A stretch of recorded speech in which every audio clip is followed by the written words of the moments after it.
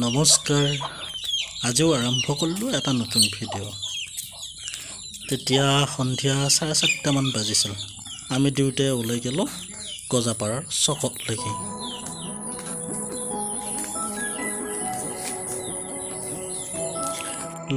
লাজকৈ কেমেৰাটো ওলালি আকৌ চাওঁৱেই, চালি ভালো লাগে। এনেকুৱাকৈ দুয়োটাই খোজ ল'লোঁ। খোজ কাঢ়িয়ে আছোঁ। দুয়োটাই কিবা কিবি কথা পাতি ৰাস্তা দি যাই আছোঁ। যাই থাকোঁতে ৰাস্তাৰ দুয়োফালে দেখা পালোঁ ৰবৰৰ বাগান। ইয়াৰে মানুহখিনিৰ মূল ব্যৱসায়টো হৈছে ৰবৰৰ বাগান। অলপ দেখাই দিওঁ।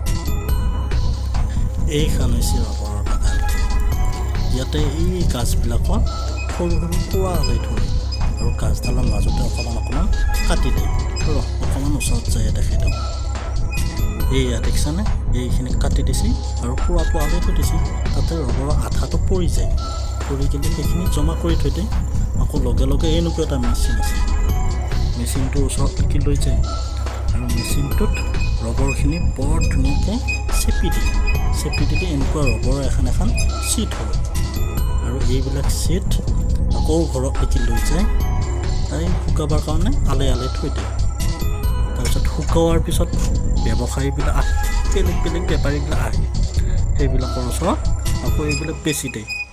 তাৰপিছতে আমি পিন্ধা জোতা, চেণ্ডেল আৰু বিভিন্ন ধৰণৰ বস্তু আমাৰ ওচৰলৈকে বজাৰত আহি যায়। আৰু এতিয়া আমি আহিব খোজা দোকানখন পালোঁ আহি।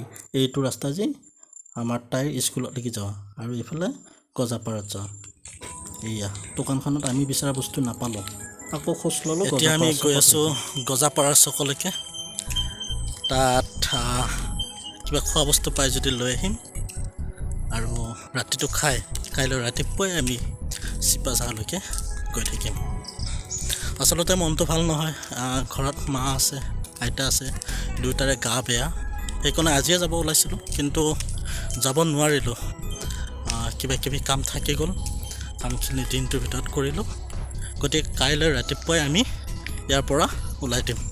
বাটত আহি থাকোঁতে এডাল কঁঠালৰ গাছ দেখা পালোঁ। যিহেতু আজি আকৌ আমেতি নহয়নে, কঁঠালকেইটা দেখা পাই লোভ লাগিয়ে গ'ল। এইয়া চাইচোন কি একদম কেংকে লাগি আছে, একদম মুখা কৰি আছে। খাওঁতেহে মানুহ নাই নেকি ইহঁতৰ। আমাৰ তাত হ'ব লাগিছে, পূৰা পেৰি দিলা হয়। এই ইয়াত আহি পেলাই আকৌ নাচাত লাগিছে দেখিছেনে। ইয়াত আকৌ চলি মুখাই বল খেলি আছে। ওচৰতে এইটো বহুত ডাঙৰ গীৰ্জাঘৰ, তাৰ আকৌ সন্মুখতে এইখন ডন বস্কো। এই অঞ্চলৰ এখন ডাঙৰ আৰু নামী দামী স্কুল। এইখিনি বৰ ধুনীয়া ঠাই। কাষতে যীশু খ্ৰীষ্টৰ এটা মূৰ্তি। এই আহি আমি গজাপাৰা চকত আমি চাহ তাহ খালোঁ। খাই আকৌ এতিয়া ৰুমলৈকে খোজকাঢ়ি আছোঁ। প্ৰায় 1.5 কিলোমিটাৰমান আকৌ খোজকাঢ়ি ৰুমলৈকে যাব লাগিব। গৈ আছোঁ, পিছত আকৌ লগ পাইছোঁ। এইয়া আহি আমি ৰুম পালোঁ। এইয়া আৰু অকণমান গেলিয়ে আমাৰ ৰুমটো পাম। আৰু আপোনালোকে আমাৰ ভিডিঅ'কেইটা যি ধৰণে চাই আছে এতিয়া আগলৈকেও চাই থাকোঁ বুলি আশা কৰিলোঁ।